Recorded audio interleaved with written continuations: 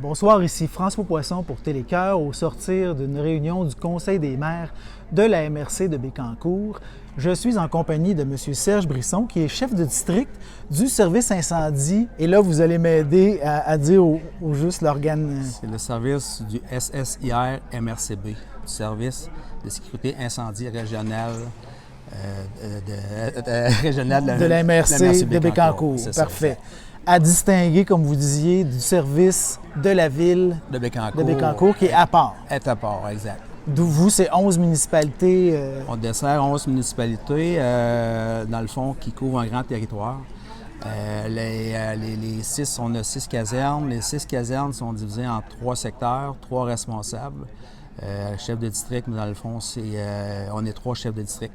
On a chacun notre secteur. Dans mon cas, moi, c'est le secteur Saint-Pierre-les-Béquets et Deschaillons. Mon secteur, c'est caserne de Saint-Pierre-les-Béquets et Deschaillons. On couvre plus grand que les deux municipalités. Là. On est plus... on a été régionalisé depuis 2008 qu'on est régionalisé. Fait que en 15 ans d'existence, on vient de perdre notre 3e directeur incendie. Bon. C'est difficile un peu. Il y a des décisions, il y a des fois, c'est bien des... comme dans ce cas-ci, on vient de perdre un excellent... Bien, ils sont tous bons, les directeurs incendies, mais ça nous a fait mal au cœur, celle-là, c'est sûr. On peut le nommer, M. Sébastien? C'est Demers qu'on vient de perdre. À la décision des maires qui ont fait un comité puis qui ont étudié sa situation.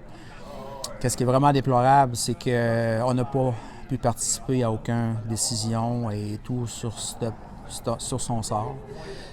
Ça, c'est qu'est-ce que j'ai vraiment de misère à accepter et tout.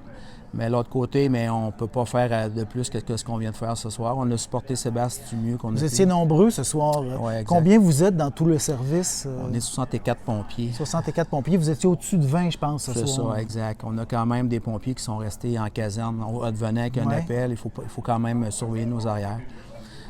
Tout était organisé pour ne pas mettre la sécurité du public en cause. C'est ça. Dans le fond, oui, effectivement, les pompiers tenaient à venir supporter Sébastien Demers pour son excellent travail.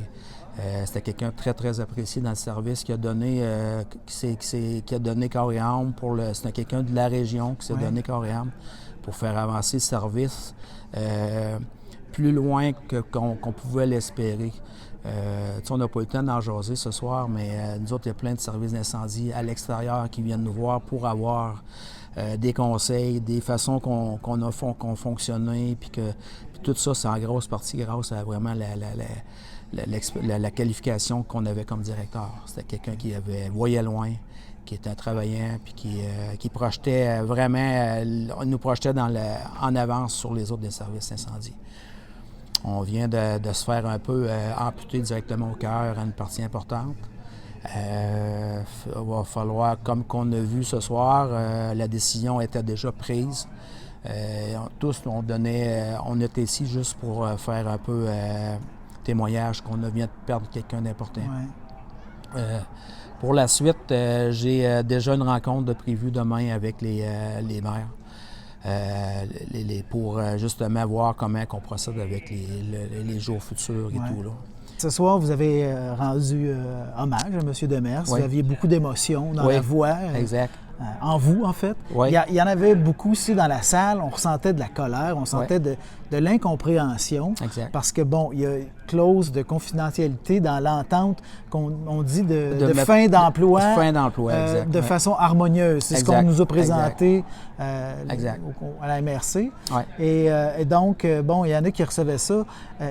On a demandé peut-être justement, devant la présence de votre groupe, à ce que chacun des maires vienne répéter, vienne entériner la décision, ce qu'ils ont fait. Mais comme l'a fait remarquer un des vôtres, 6 sur 11 ont dit « c'est pas de gaieté de cœur » ou bon, c'était comme à reculons. Exact. Fait que là, c'est sûr que ça ajoute pas. Mais vous avez fait votre rôle de leader en disant bon, ben voici, c'est fait, on peut pas faire autrement. Mais maintenant, bon, on sent qu'il y a une porte ouverte, on va pouvoir discuter avec les maires. Mais on aurait aimé que cette porte-là soit ouverte avant et on aurait peut-être pu éviter la situation. Exactement. C'est ce qui aurait sauvé notre paquet de problèmes qu'on va avoir dans les jours qui viennent et futurs. Le dialogue, tu sais, des fois, des maires, tu sais, ils font tout pour bien faire, mais peut-être que ce serait bon de parler aux bonnes personnes, puis aux personnes impliquées. Souvent, c'est avec ça qu'on va régler des conflits ou des choses. Nous, on est là pour travailler avec eux. On est là pour trouver des solutions. Personne n'est parfait, moi le premier, puis, mais s'il y a un aide-pompier, c'est quand même... On n'est pas parfait, mais en équipe, on peut combler, on peut faire des miracles. Ouais.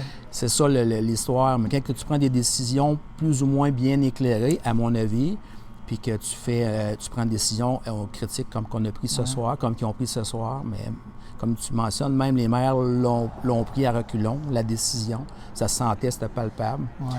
Puis c'est ça. Moi, j'ai... En lisant les lignes, on pouvait imaginer qu'il y avait eu un débat assez solide là, quand eux se sont rencontrés pour prendre cette décision-là. Oui. Donc, j'imagine que ça a été mûrement réfléchi. Oui. Là, on parle de divergence d'opinion, que les visions ne correspondaient pas nécessairement. Mais évidemment, moi, comme le public en général, il est question d'une fin d'emploi, bon, on l'a dit harmonieuse, mais quand même pour divergence d'opinion. Là, les hypothèses sont ouvertes là, pour le grand public qui n'est pas à l'affût, qui ne connaît pas votre réalité. Qu'est-ce qui est derrière ça? Là? Fait que ça, c'est un peu malheureux. Oui. Mais de voir que son équipe, vous étiez là, vous l'appuyez, vous trouviez que c'était un bonhomme qui faisait le travail, que c'était quelqu'un d'exceptionnel. Exceptionnel, de grand cœur, qui s'est donné cœur et âme parce que c'est un gars de la place. C'est un gars qui a grandi ici, puis le service pour lui, mais c'est son cœur. Oui. Fait que là, vous n'êtes pas dans le secret des dieux, vous, là, de savoir ce qu'il y a derrière cette entente-là? J'ai aucunement été consulté. Ouais. C'est pour ça que j'ai la gorge à sec là-dessus. On a quand même du monde à gérer. On a des casernes. On est une équipe. On se fait aviser, moi, lundi passé, pas lundi cette semaine, lundi de la semaine passée, que qu'on mettait fin au service. Ça, vous avez été rencontrés le 11 juillet, c'est ça? Vous avez Exact. été réunis et rencontrés? Exact. Les officiers pour annoncer que c'était déjà la décision était prise, puis il avait été remercié. Sébastien Demers a terminé son mandat vendredi passé, je crois, le 14. Le 14? Le 14, c'était l'entente qui avait été prise entre eux, que je ne sais pas, puis que ça reste, comme vous dites, confidentiel. Mais c'est quand même très dur à accepter de se faire un peu mettre ça dans les dents, puis sans même avoir été avisé de rien ou de vouloir corriger quelque chose. Ça ne doit pas être si facile que ça à remplacer, un directeur de service incendie. On est en pénurie de main-d'œuvre. Oh, salut. Merci. Bye. Un directeur incendie, parce que moi, je suis là depuis, ça fait quand même 29 ans que je suis en service.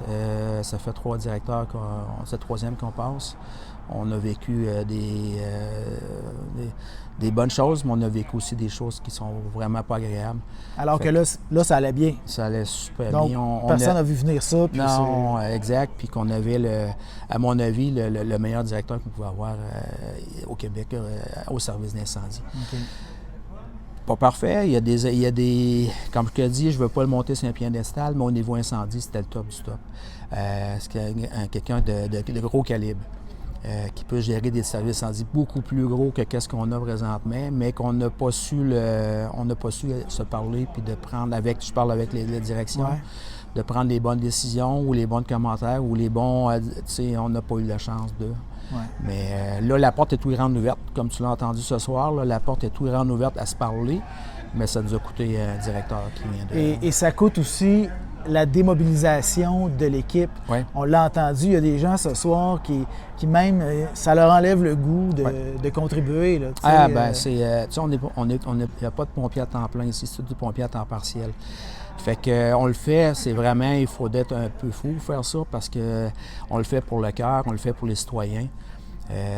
On le fait pour chacune de nos municipalités, mais quand on se fait rentrer ça, c'est difficile de se lever en plein milieu de la nuit ou pendant une tempête pour aller sauver une personne, sauver une maison, quand on sait que c'est dur à prendre, c'est dur. Mais il faut rester optimiste. Regarde, la porte est ouverte, on verra la suite. Moi, c'est comme ça que je vois. Puis sinon, la première action que j'ai eue, j'ai eu la même réaction que mes gars à côté. Moi, c'était ma démission sur la table en partant.